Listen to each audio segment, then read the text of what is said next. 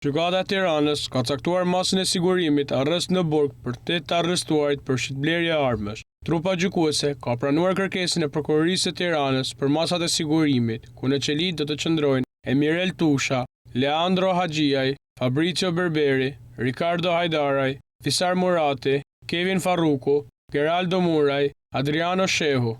Para gjykatës asnjë nga të dyshuarit nuk ka folur. Ndërkohë, që mbrojtja ka ngritur pretendime se është vepruar në kundërshtim me ligjin për sa i përket blerjeve të stimuluara, pasi, sipas tyre, policia po i shtyn njerëzit në veprime të kundërligjshme. Po ashtu, avokatët kanë kërkuar prova dhe fakte për secilin nga të dyshuarit për veprimet konkrete që ata kanë kryer. Megjithatë, ata kanë kërkuar dhe akt ekspertizat e armëve nëse janë ose jo funksionale.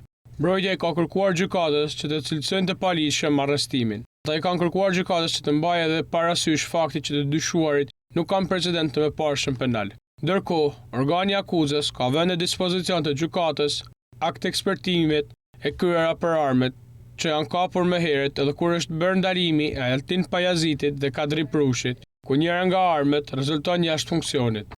Gjatë operacionit të zhvilluar nga ana e strukturave të rendit u sekuestruan 14 armë zjarri, 12 pistoleta, ku njëra prej tyre me silenciator, dhe 2 automatik, 2077 far kanabisi, krahër dhe municion luftarak, 3 automjete dhe 8 celular.